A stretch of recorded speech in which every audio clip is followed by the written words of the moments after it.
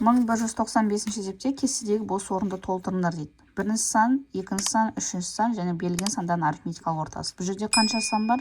3 сан бар. Сонда 3 санның арифметикалық ортасы мына жақта жазылу керек. Міне бос орындар толтыруымыз керек. Бұл жерде бірінші сан 86, екінші сан белгісіз, үшінші сан 90. Ал олардың арифметикалық 3 санның арифметикалық ортасы 80-ге тең. Бірінші сан 86 дедім, екінші сан x деп алам белгісізді. Теңдеу құру арқылы шығарамыз. Үшінші сан 90, арифметикалық ортасы 80-ге тең. Сонда былай болады. 86 бірінші сан, қосамыз x, қосамыз 90. Яғни 3 сан берілген соң 3-ке бөлеміз, ол тең болады 80-ге, себебі арифметикалық ортасы 80-ге тең. 86-ға 90-ды қоссақ 176, қосу x, бөлшек сызығы бөліміндегі 3-ті жазам, тең 80. Енді 176 қосу x, мына бөліміндегі 3, мына бетке өткен кезде көбейту болып өтеді. 80-ді 3-ке көбейтем. 176 қосу x, 80 көбейту 3-іміз 240 болады. X тең 240-тан азайтамыз 176-ны. X тең болады 64. Сонда жауабы бұл жерде екінші сан 64-ке тең екен. 1195 есептің екіншісінде 58,2 бірінші сан, екінші сан 49,4, үшінші сан белгісіз, ал берілген сандардың арифметикалық ортасы 54,3. Міне бірінші сан 58,2 жаздық, екінші сан 49,4, үшінші санды біз белгісізді x деп аламыз. Олардың арифметикалық ортасы 54,3.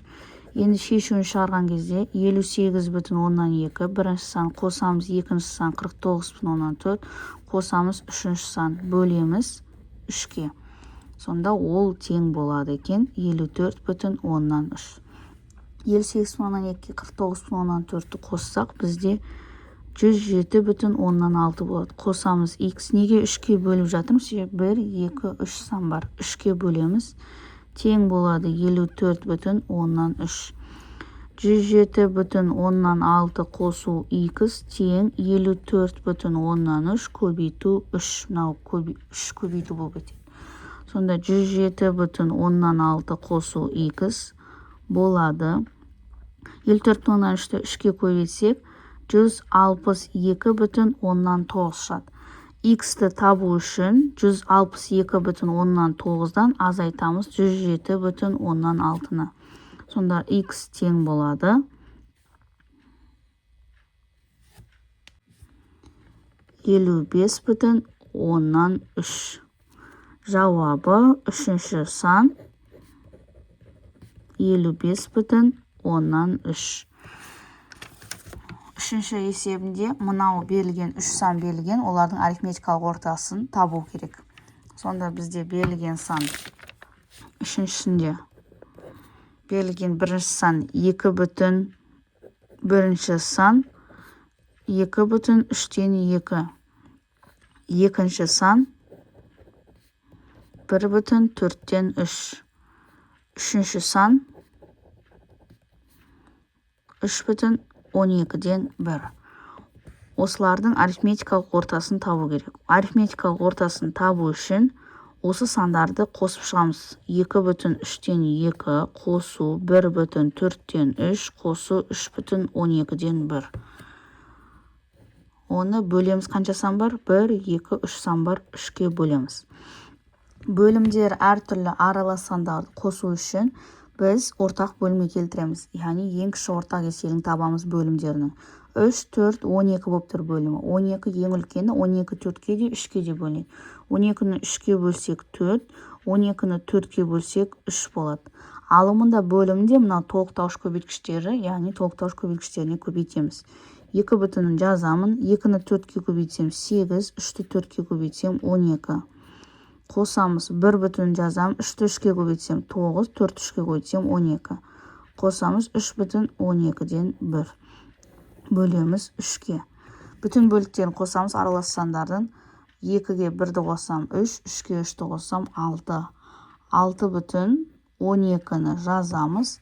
8 қосу 9, қосу 1. Яғни алымдарын қоссақ 18 болады. бөлеміз 3-ке. Ары қарай 6,12-ден 18-ді қысқырсақ болады 6-ға. 6,18-ді 6-ға бөлсек 3, 12-ні 6-ға бөлсек 2 бөлінген 3. Енді 6,2-ден 3-ті бөлу керек 3-ке, яғни 6,2-ден 3-ті біз бұрыс бөлшекке айналдыра аламыз. 2 бөлімін жазамыз, 6-ны бүтін бөлікті 2-ке, бөліміне көбейтеміз, 3-ті қосамыз.